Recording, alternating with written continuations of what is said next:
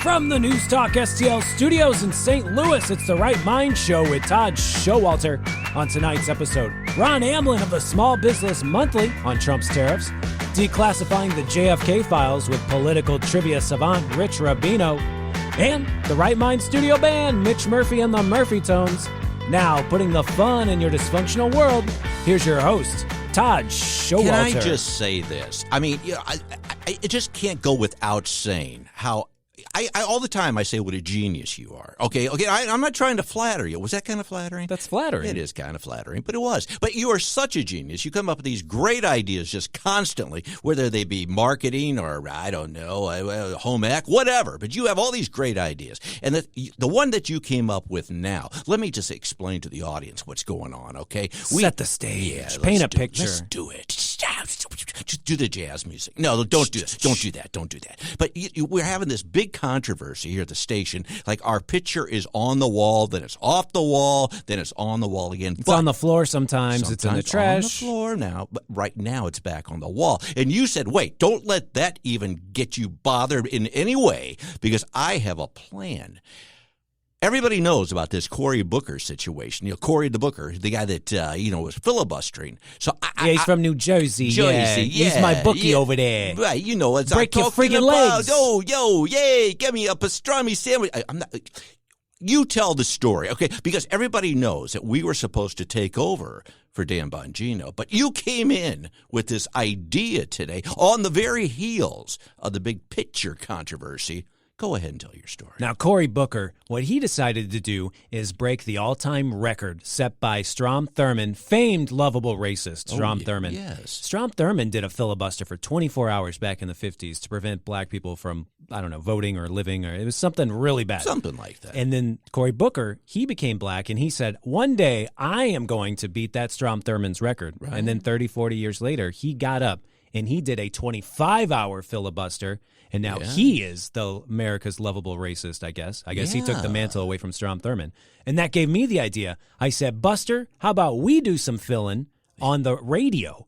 And we just start our show Saturdays at 5. Right. And don't get off the air. Just continue on the air until it's Monday at 9 a.m. Sorry, Vic, get the heck out of here. Keep going. Right. And 11 a.m., we finally regain our spot. Pure gold. As the Dan Bongino replacement for that time slot. Right. I know, because here's the thing, and not only is that a great idea, just because the listeners will enjoy it just for the audio pleasure, but if I came in here and our picture once again was gone and replaced with some knucklehead Yahoo. I thought Vince it was Colonnese. He's the actual guy that Dan Bongino picked, but Dan didn't get our resume. Our resume was stopped in the mail because of Josh Hawley or somebody didn't want to get into the postal service. There is no mail. So what happened was Dan Bongino never even got our resume. Right. And he just gave it to Vince Colonnese, and that's who took his spot, and they swapped him here at the studio.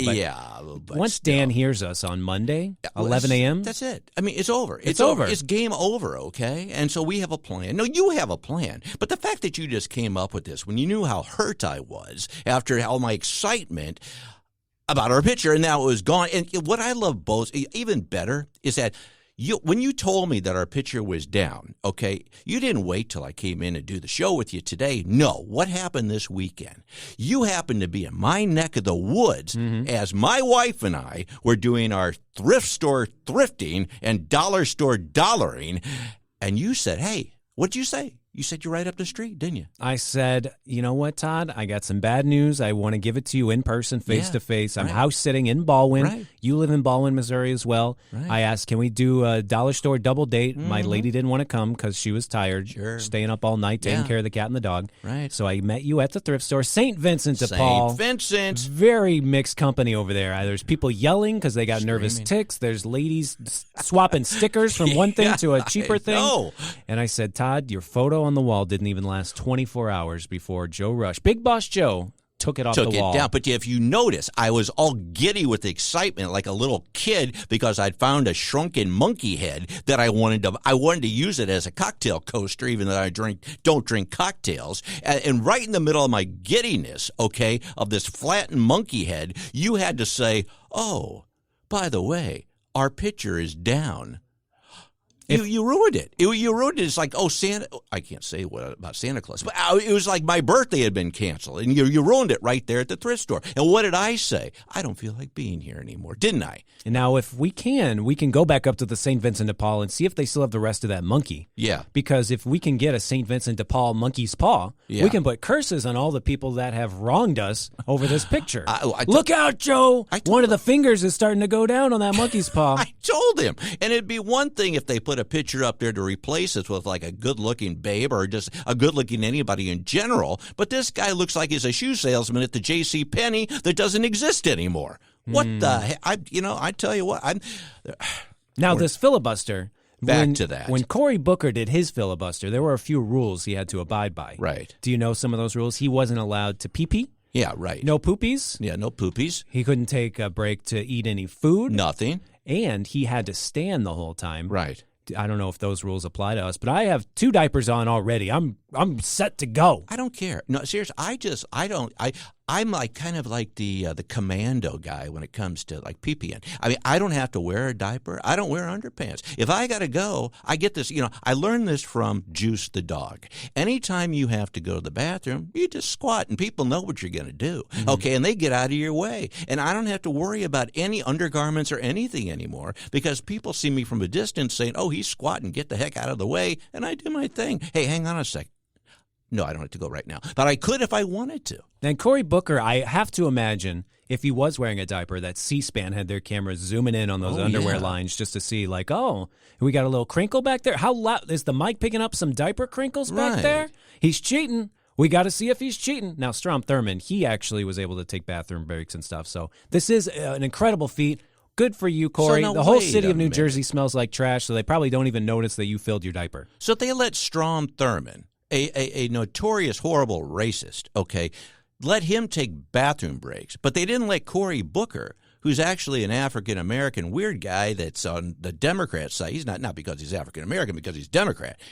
And they wouldn't let him take one. I think in this whole bathroom kerfuffle that was happening in Washington, D.C., because there's a trans congressperson or senator or representative over Trans what? There's a trans, I think, representative or congressman or senator out there in Washington, D.C. And people like Marjorie Taylor Greene and Lauren Boebert were saying, no bathrooms for this trans person. I think they accidentally got rid of the colored bathrooms up at the Capitol as well. They did. And that's why Cory couldn't go and use the bathroom. Well, here's what I want to know. I mean, what in the heck did he talk about? Well, what he did was he read a whole bunch of letters from his constituents, air quotes, constituents. Oh, yeah. Yeah, I think ChatGPT made up most of these letters. I think he did, too. And he wasn't stopping anybody for voting on anything. He wasn't trying to stop an equal rights amendment or the civil rights amendment. He was just trying to prove a point.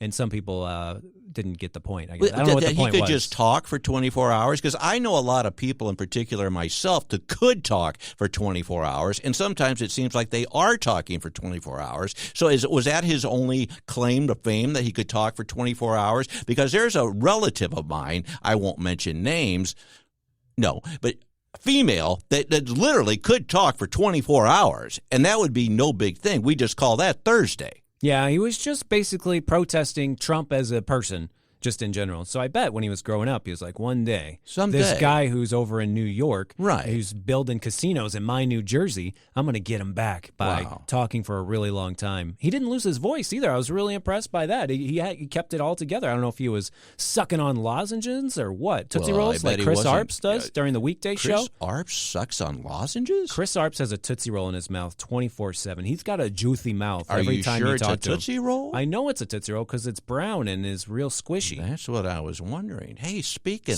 of Juice the Dog. Speaking of Juice the Dog, that reminds me. Here's something I found. It was really a sad story. I mentioned it to you when I came in, but I found it rather humorous. Roger Daltrey of The Who. Now, I don't like The Who. I don't listen to The Who. There are some of those old English bands that I never even really liked the Beatles. I liked them once, but then I didn't, and I said, you're not going to fool me again. Oh, I get it. That's one of their songs. Yeah! Yeah, I wouldn't have known that. But get this, okay? He announced that he is going deaf, and blind, like Helen Keller. And it's kind of weird because we were talking about Helen Keller on the earlier on last week's show. We were going to make an Oscar-winning movie based on Helen Keller with puppets, and it was going to be both of us dressed up in lady dresses. What happens a week later? He says, well, I'm going to be deaf and blind for real. Is that irony or what? But here's the thing. He does that. So Roger Daltrey, who's like the lead singer for The Who, okay, do they change it to like the what? So that, he doesn't know. Huh? Yeah, that's right. They say, Roger, Speak up, Roger. Oh, what? I can't hear you. Well, I'm over here. I'm blind too. I can't see it and I can't hear anything. And he bumps into walls. I mean, so are they going to become the what? That was my idea. The what? That's not too bad. And, of course, that's the entire plot of Tommy. Tommy with the pinball. No. He had his pinball wizard, and he had the supple wrists. All right. Deaf, dumb, and blind. He sure plays a mean pinball. You can get in trouble, kicked out of the pinball machine if you do the tilt too hard. If you bump into the pinball machine too hard, it gets mad at you and kicks you out. So these blind people walking around in there, I mean, everyone's going to get kicked out. There's going to be blind people at the arcades. Wow, that's a great idea, an arcade for blind people. Maybe my brother, that reminds me, not that he's blind or deaf. I don't think he is. Last time I talked to him, I mean, he was answering my questions. So I know he's not deaf. He may be blind, but he's a lawyer, okay? And so he says, I'm like the black sheep of the family. I'm one of the only people that didn't become a lawyer just because it sounded boring to me. But anyway, so I just like being me. But he said to me, you know what? You got to make sure, this is true. He says, I have a client. You have to make sure that your websites are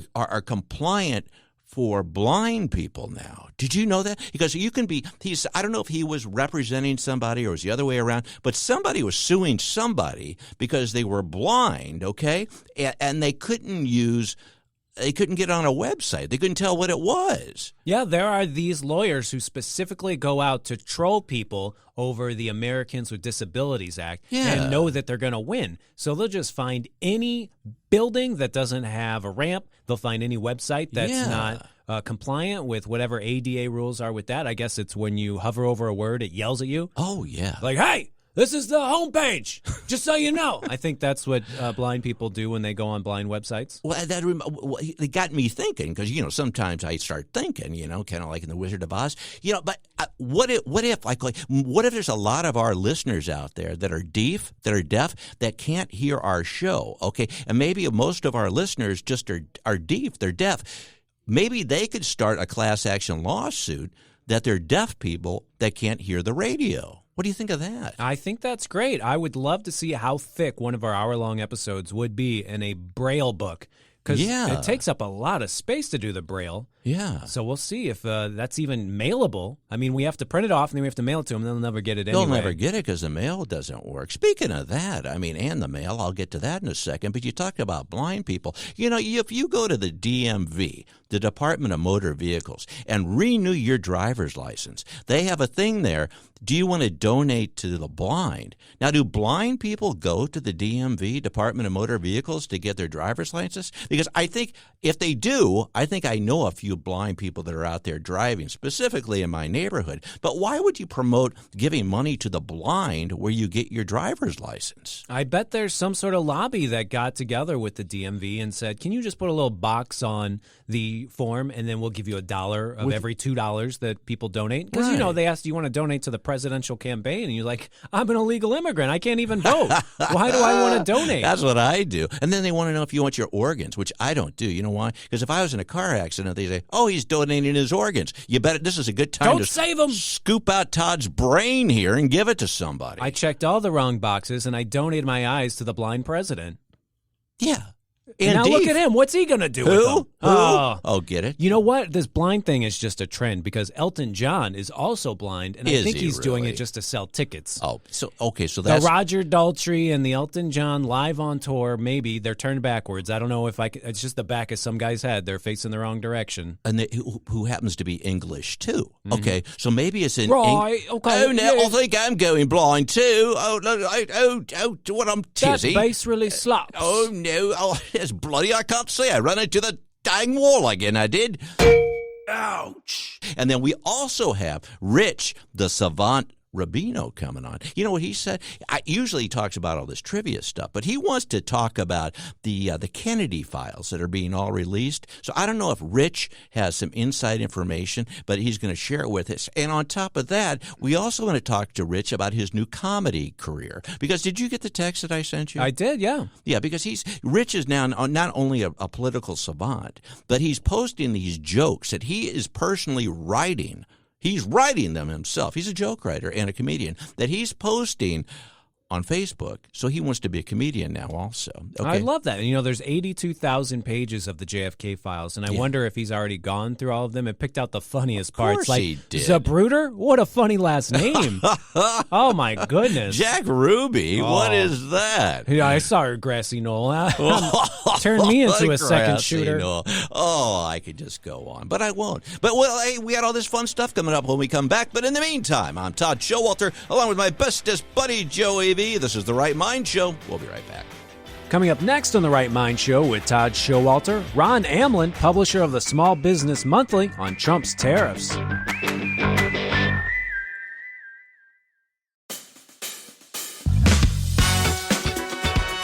Welcome back to The Right Mind Show with Todd Showalter on Newstalk STL. And now a man who thinks it's called crypto because whenever he hears someone talk about Bitcoin, it makes him want to kill himself and then zombie crawl into an underground grave.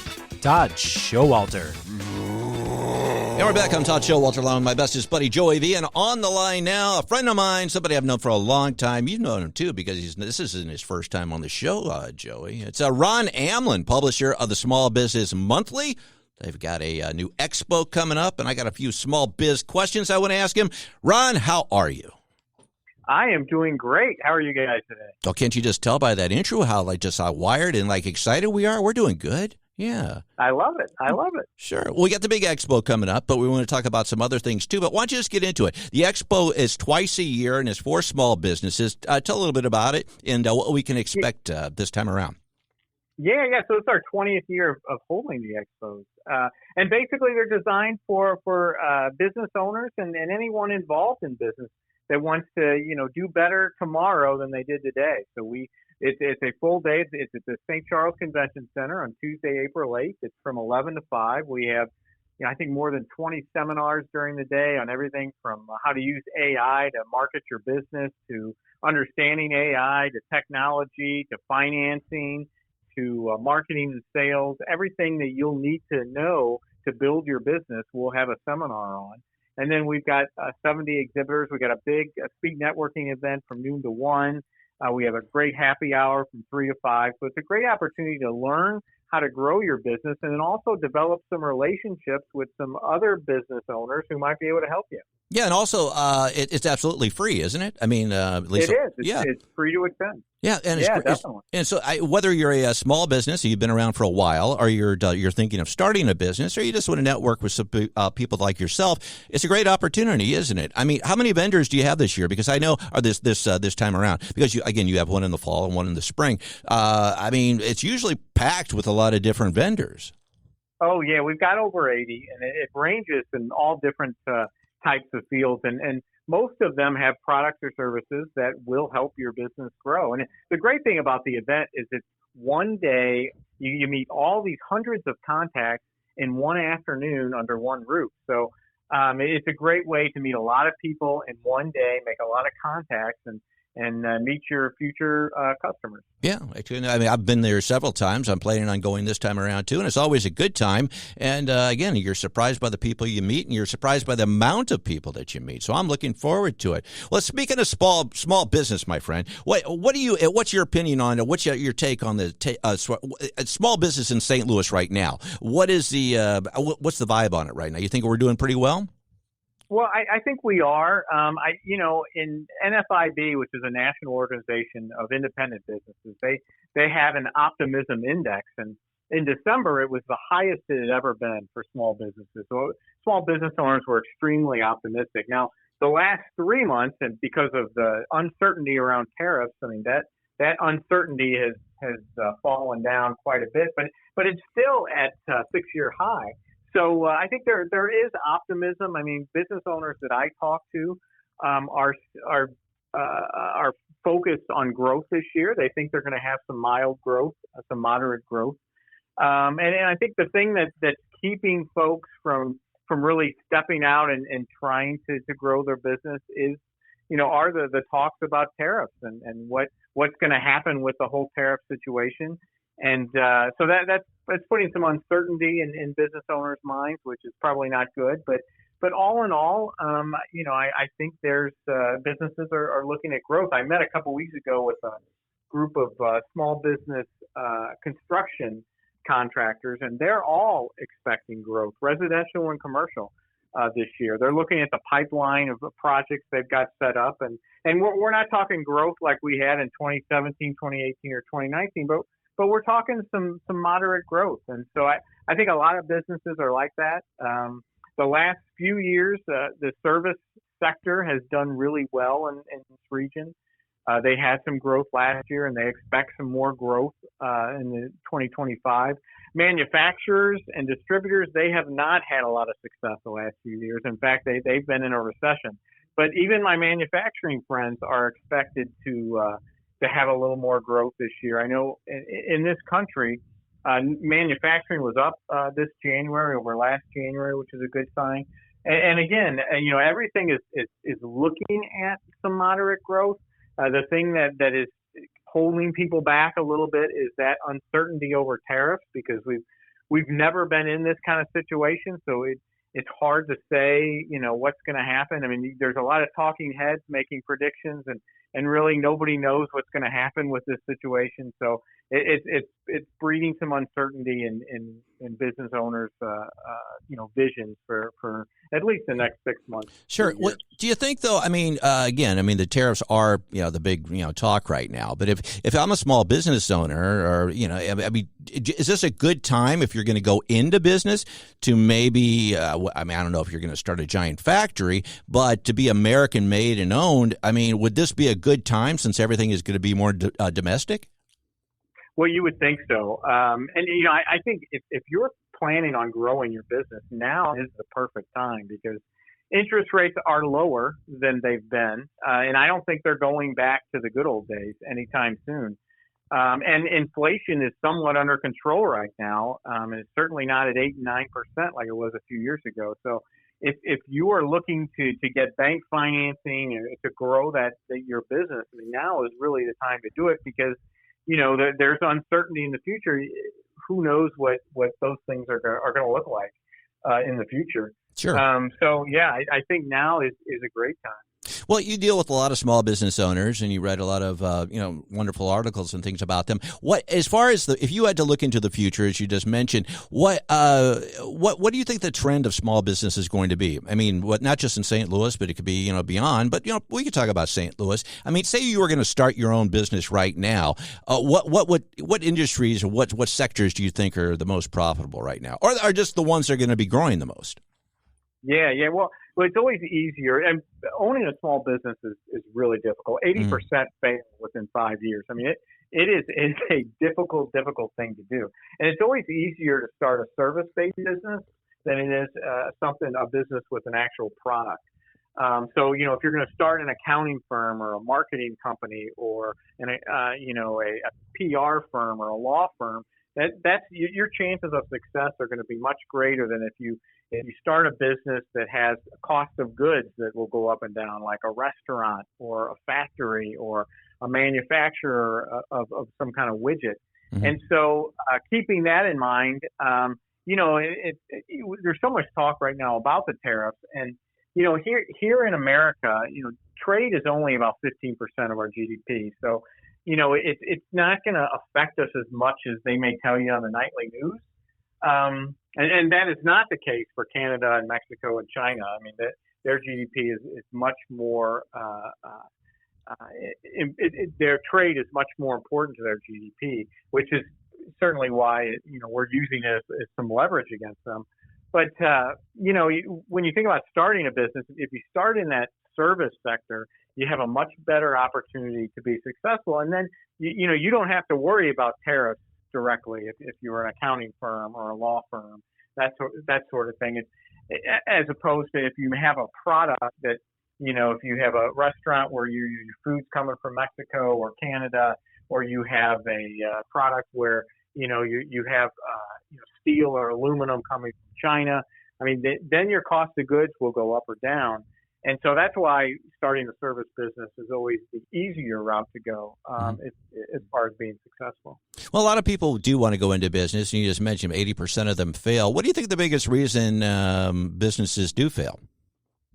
Yeah, I think that the number one reason is they don't understand their financials and their margins. I think, and that's really not a sexy thing to think about when you start a business, because business owners typically start because, they're a great roofer, so they start their own roofing business, or, they're a great accountant, so they start their own accounting firm. And that's usually how businesses start, because you're a great technician at something, and so you decide to go ahead and do that and make a living at it. But then, then you have the issues of, how are my margins, and how, do I understand my financials? And in this era right now of high labor costs and inflation, you really have to understand your financials. And as I said, bankers say 70% of their clients don't fully understand their financials, and it hurts a lot of businesses, because then their cash flow gets out of whack, and they can't keep the business going because they don't have enough cash to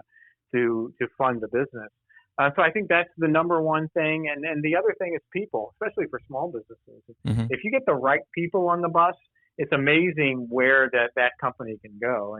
And if you can't find the right people, I mean, you're in trouble. If you have a few bad hires at Boeing, it's no big deal. But you have a few bad hires with a company of 10 people, it'll destroy your business.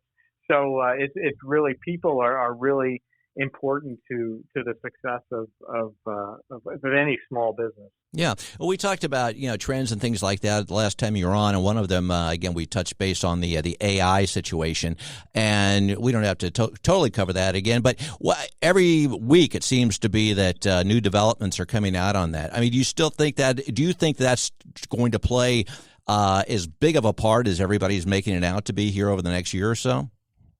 Yeah, I do. I'm old enough to remember when the internet was being adopted by business owners in the early 90s. And I was reading all these articles about how, none of us would have jobs in 30 years. And the best one was that there would be no bank branches in 30 years. And so here we are, like 35 years later, and we do have jobs. And it seems like they're putting up a new bank branch every other day when I drive by neighborhoods. But and urgent care centers. Yeah, I think those are popping up every block. Yeah. Go ahead, though. Exactly. But I think that the thing that the internet did for every business was it made every industry and every business more efficient and more productive. And I think AI is going to do the same thing. AI is going to make businesses way more productive and way more efficient. And we're just getting to we're at the 1 yard line right now with AI. I mean, as we keep going on, and the same thing with when the internet came out in the 90s. I mean, we started really slow, and you had your dial up from AOL, and then, where we are today is leaps and bounds from that point.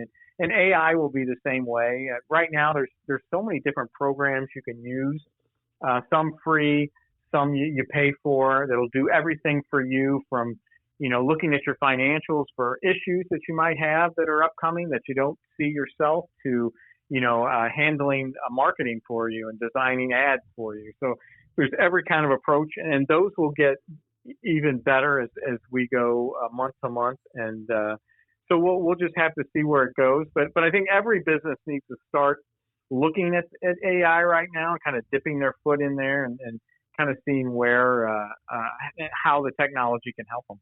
Yeah, and again, it's the genie's out of the bottle. I mean, you have a lot of people, especially small business owners, and I'm in the art industry, and my a cartoonist, and you have people up in arms like, oh, they're going to take away this industry, and that's all going to be gone. But the thing is, you're right. I mean, if you look at it as something that you can actually benefit from and use it as a tool, then you really don't have to be afraid of it. And I think, what do you think the big fear factor is? I mean, aside from stealing jobs, which again, I don't think that's going to happen either. You think there's just something about not really understanding what AI is?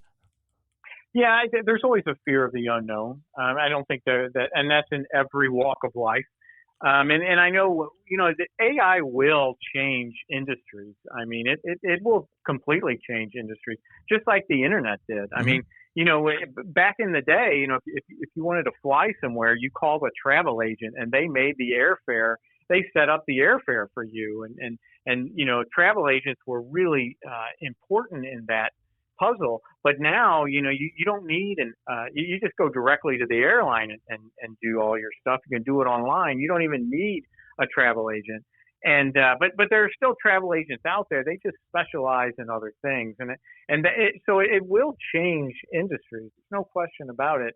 But every industry over time has to. We were a transportation-based society and a manufacturing-based society, 50, 60 years ago, and we've adapted and we'll adapt to this as well. I mean, it's just kind of like it's just the evolution of time and business, and things have to change in order to progress and grow, and people will get used to it and they'll adapt to it. What do you think? And again, going back to an earlier, we were touching base on it. If you were to look ahead, like say 5 to 10 years from now, and say you personally were going to start a new business, what do you think, based on where we're at right now, what would you be looking at 5 to 10 years ahead? That's a great question. That's a tough question. 5 years ahead is sure. Tough, yeah. Especially in this environment.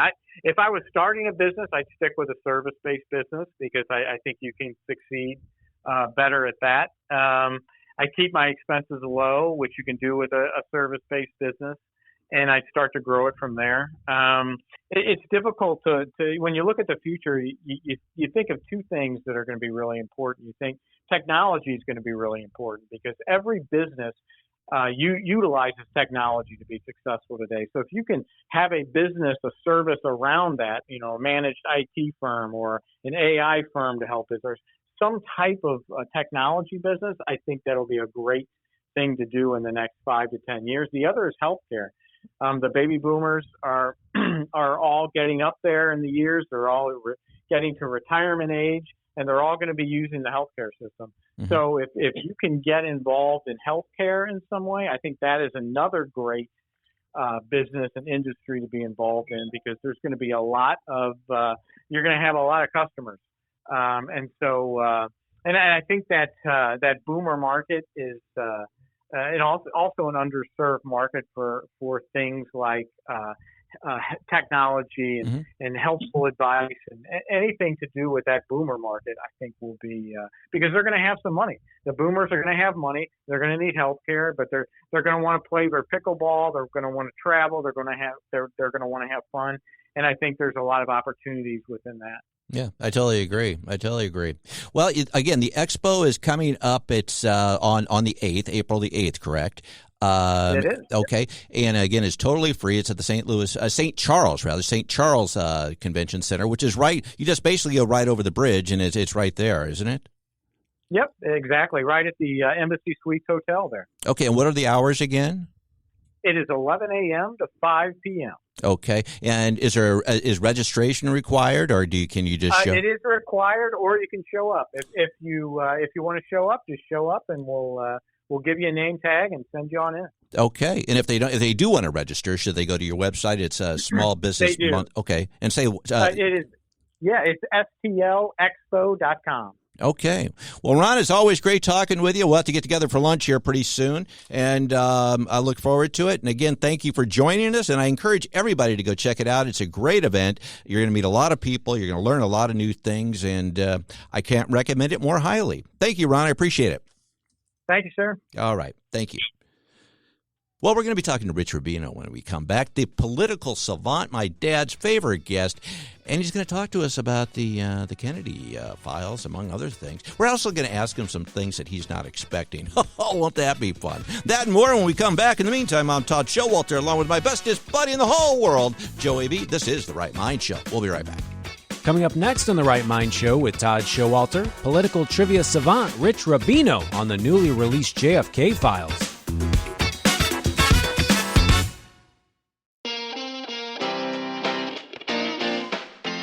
Welcome back to The Right Mind Show with Todd Showalter on News Talk STL. And now a man who refers to his family albums as joke books. Todd Showalter. And we're back. I'm Todd Showalter, along with my buddy Joey V. And on the line now is our favorite political guy, the political savant, my dad's favorite guest in the entire world, Rich, the man, Rubino. How are you, my friend? Doing well, Todd. Thank you so much for having me on again. Well, I love having you on. You're the best. And, one of the things I wanted to talk to you about, actually, there's a lot of things, but I saw you mention in some of the other shows that you were on, and one of the things that you brought up was that you were talking about the recently released Kennedy files. What is that all about? Is that a big bombshell revelation, or was it just a bunch of stuff we already knew? I think it's mostly stuff we already knew. It was so basically Donald Trump, it was one of his campaign promises that he made was that he would release the remaining documents.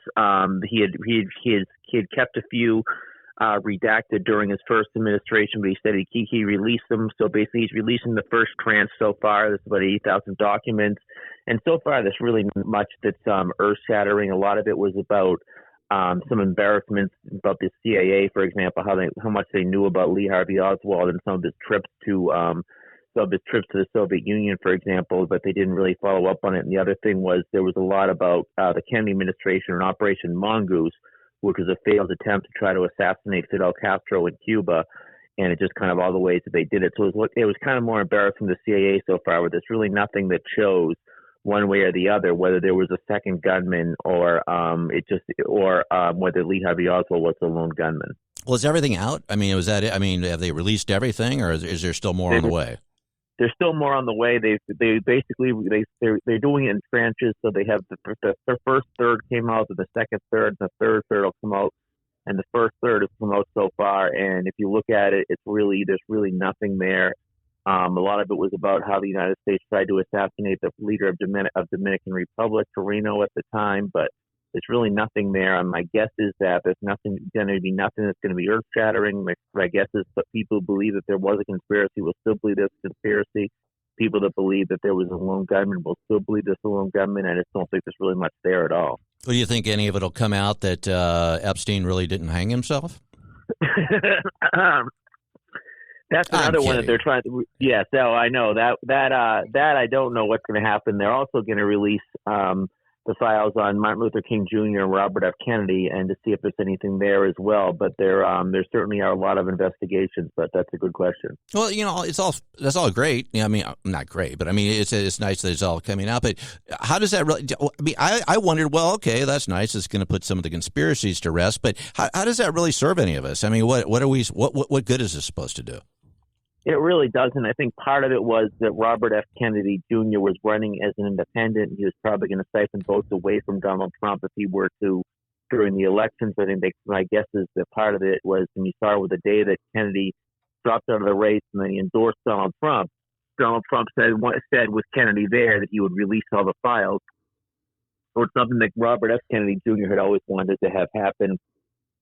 And there are certainly people who are kind of from an intellectual standpoint going back the 1991 movie JFK by Oliver Stone that think there was a conspiracy. So a lot of the files have been released going back to there was the JFK Records Act going back to 1992, signed by President George H.W. Bush, and they've been gradually releasing some of these, but there really hasn't been any sort of a bombshell. But obviously, it's certainly a murder mystery, and if there is some sort of a smoking gun that there was a second gunman, then I think that's something that a lot of Americans would be interested in. But it's more from an intellectual standpoint these days. It's not necessarily anything from a policy standpoint that affects the American people directly, I don't think. Yeah, I kind of thought the same thing. Well, let's jump back on the tariff wagon here, because that's been going back and forth. Everybody is so up in arms, or you are, you're not. I mean, I hear some of the things I hear about this are just so absurd, and some of these things I think, well, some do make sense.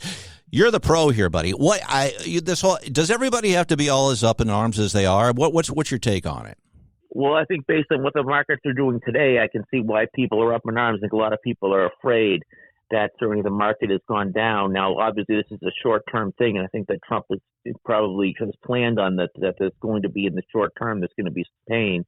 He's hoping that in the long term that America will benefit from it. He's basically going back to the time period where basically before 1913, when they established the Federal Reserve, they established the income tax, when a lot of the revenues that the United States got, instead of being from the income tax, was through tariffs from other countries. And he says that there should be that basically if you put a tariff on Americans, the Americans going to put that same tariff back on you. That used to be a Democratic platform, by the way. You go back to Dick Gephardt from Missouri when he ran for president twice. That was his big thing, was basically having reciprocal tariffs. Bob Kerrey in '92. But Donald Trump's really changed the whole situation and made it so that the Republicans are now the party of tariffs, and the Democrats are more the party against tariffs. But it's very interesting to see how this will be. I think that you're really going to determine in another year or so in terms of where the economy is and if there's any sort of an issue with whether the tariffs have that much of an effect. But certainly from a short-term perspective, there's going to be a lot of pain, and certainly a lot of farmers, for example, are going to feel the effects of it, I think. Yeah, I mean, but as you mentioned, I mean, long term, I mean, do you think if we had to look at a time frame, I mean, what do you think we're going to be looking? I mean, are we talking about a year? Yeah. We're talking about 2 years? What's your take on that? Do you think it's going to be longer or shorter than expected for us actually to see the benefits of it? It reminds me a little bit of when Jimmy Carter put Paul Volcker in the to chair the Federal Reserve in 1980, and there was a lot of short term because he wanted a really high money policy, and so interest rates were raised, and it really hurt Jimmy Carter in 1980. But then once you get to 82, 83, the economy started to improve. So he obviously had the disbenefits of it and ended up losing re-election in a landslide. So theoretically, if the first year is very tough for Donald Trump, his job approval ratings will remain under 50%, and they could go down to 35, 36%. And the Republicans, and I think that just historically in a 6 year of a presidency, they usually lose seats in the House and the Senate, and they only have a 7-seat majority right now, so they could lose seats. They could lose the House. They could theoretically lose the Senate, although I think that's harder because there's so few. There are so few Republicans that represent states that were won last time by Kamala Harris. Susan Collins in Maine is really the only one, so it'd be very hard for that to happen. But then after those 2 years or so, if the economy really does start to improve, then Donald Trump will start to get some credit. People will forget about it. Ronald Reagan, that's a similar situation. When he came in as president, there was a recession in 81, 82. Ronald Reagan lost 26 seats in the House of Representatives, but then he came back and rebounded. We ended up winning a 49-state landslide in 1984. We really don't know because these tariffs are really something that was really they were really the backbone of the economy going in the early 1900s, but we really haven't had them in the 2000s or anywhere from the 1950s on. So it's going to be very interesting to see. But right now there does seem to be a little bit of panic as the markets are trying to adjust to this. Well, another thing too, though, if you look when it was first broaching the whole entire subject, do you think it could be a negotiating ploy? I mean, you look at what happened with Mexico. Okay, he said, "All right, we'll hold off as long as you put 1 billion people on the border and help us with this whole crisis down there." Do you think some of the things that he's putting out there? Do you think maybe that the intent isn't so much to have tariffs, but to get them to do other things that they haven't done in the past, whether it be protect our borders or other things? Do you think that it's being used as a negotiating tool as opposed to, we really want this money? Yeah, I think that in terms of Mexico and Canada, absolutely, and Canada has actually agreed to put a border czar, which didn't have before, to try to stop some of the fentanyl, although most of it's coming from Mexico, not Canada, but to try to stop that, what little is coming from Canada. That is something that Donald Trump tends to do. If you just listen to his views on Iran, for example, he said that essentially he won't take a military option off the table, but you might say, well, why is he saying that? Well, theoretically, it might be to try to get the Ayatollah Khamenei to get to the table and to try to negotiate some sort of a settlement. So there's always that possibility.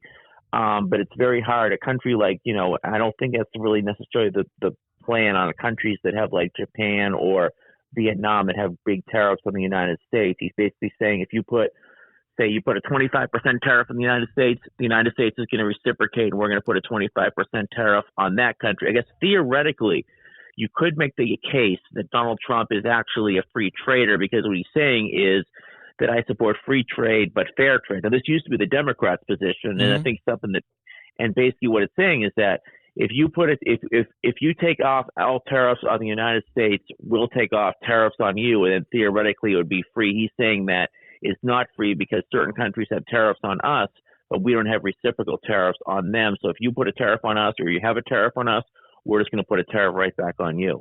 Yeah, why do you think people are up in arms about that? I mean, I understand that, okay, well, there's going to be some, financial things we're going to have to look at, but it just seems that fair is fair. I mean, if you're charging me a certain amount of money, what's wrong with me saying, okay, Rich, I'm going to do the same for you too? I mean, and again, if somebody doesn't like it, just say, well, we're not going to charge you a tariff. And if it's reciprocal, then wouldn't we come back and say, fine, we won't charge you a tariff? I mean, to me, it just seems like everybody's been getting the best deal except for us. And so if we're just trying to even the playing field a little bit, what's wrong with that? And why? I mean, I understand why everybody's so up in arms. And again, there are going to be some hiccups here in the beginning. But I mean, do you see it that way, or is it? I don't get it. Yeah, I think that there is, and I think a lot of people are afraid of that, and they're afraid of having to pay more money because obviously, if you put a tariff on other countries, then theoretically, if they say, okay, well, we're going to put a bigger tariff on you, that's going to mean the consumer is going to have to pay a lot of money. Now, that being said, there are a lot of manufacturing jobs that have gone overseas, and I think Donald Trump and others say that a lot of those jobs have gone overseas because of free trade, because of lower prices in other countries. So by putting a tariff and saying that you can only put that, we'll charge you 25% to send, say, automobiles or motorcycles or boats or whatever it is to the United States, that's going to protect a lot of industries in America, particularly some of the manufacturing industries, because that's going to mean that Americans are going to be buying more products directly from America because they're not going to have to pay. And that means there's just going to be more American products out there as opposed to products coming over from overseas. And that's stuff that is actually going to benefit the American people. So it's kind of pick your poison, I guess. It's going to benefit certain industries. Manufacturing is probably going to be one. But then when it comes to farming, for example, farmers in North Dakota are sending their products overseas and are going to have to pay a tariff. They're certainly going to have to bear the brunt of this. The question is what's going to happen in a year or two, and we're certainly going to see that, and certainly in the midterm elections as well. Well, I kind of want to end on a happy note. And oh, great. Yeah, I know. And you actually brought this up. You kind of begged me to bring up that you are, in fact, also an aspiring joke writer, and you're a comedian kind of guy. A lot of people don't realize all the good material that you put on Facebook and social media and stuff. You write some great content, and I don't know if you're going to start doing stand-up soon or not, but let me just give everybody an example of one of your little nuggets here. You posted this the other day. There are an estimated 47,000 people on Earth with the last name of Press. They should assemble and hold a press conference. Now, you wrote that because there's so many people named Press that they should assemble something and call it a press conference. Now, how long have you been writing jokes, and what do you want to do with all this? I'm writing a big book about it, and I've been writing it for about 3 years now. Hopefully it'll come out later this year or next year or some point like that. But stuff just kind of all of a sudden comes to me, and it comes to me randomly, and all of a sudden I'll just print it. Like, for example, I was walking by somebody's house, and it said private drive. So the first thing that came to me is, well, that means that they only allow privates. That means that it's that basically they don't allow a general or an admiral. Only a military private is allowed to park there. So all of a sudden I just write it and it comes to my mind. Wow. I got to tell you, a lot of people think that my cartoons, they really suck and they don't think they're funny. So maybe you could be my new joke writer. I will absolutely do that. We should definitely get together. Maybe we can write a book together between your cartoons and my writing, but they might be a little dissimilar. I don't know. Oh, I don't know. I mean, as long as people are laughing, that's all I care about, right? And you've got some good material here. So I just want everybody to know, along with your wealth of knowledge and political guru stuff and everything, that you're a funny guy, you're an up-and-coming joke writer, and you have another series of books coming out based on it. Wow. Yes, and politics there's a lot of humor to politics, certainly. Oh, yeah, that's for sure. But sometimes I try to differentiate, and I try to just whatever this weird stuff just comes to my mind sometimes. Yeah. And certainly the press conference thing is one of them. Oh, yeah. Well, you got plenty of them. Well, my friend, again, it's always a pleasure having you on. I can't wait until the next time. My dad will finally be able to listen to the show. And, I want to thank you, and I look forward to you coming back, okay? Awesome. Can't wait. Look forward to it. All right, buddy. You take care. Bye-bye. Okay. Bye-bye. Great guy, Rich Rubino. I tell you what, he's a wealth of knowledge. He's one of those guys that's like, very, very smart, but he's not arrogant about it. Well, as I said, did you have a good time? I had a great time. I had a great time, too. Well, you know what I always say, don't you? Mm-hmm. If you don't have a right mind, you don't have a mind at all. Till next time, I'm Todd Showalter, along with my bestest buddy in the whole gosh dang world, Filibuster. Joey. Get that filibuster going. We're not leaving. 25 hours. This is The Right Mind Show, and we'll be here on Monday when you come back. Till next time, bye-bye. Thanks for tuning in to The Right Mind Show with Todd Showalter. To find out about all things Todd, go to toddsprod.com. We will see you next Saturday night at 5 p.m. and Sunday afternoon at 2 p.m. right here on 101.9, 94.1 News Talk STL, and always streaming online at newstalkstl.com.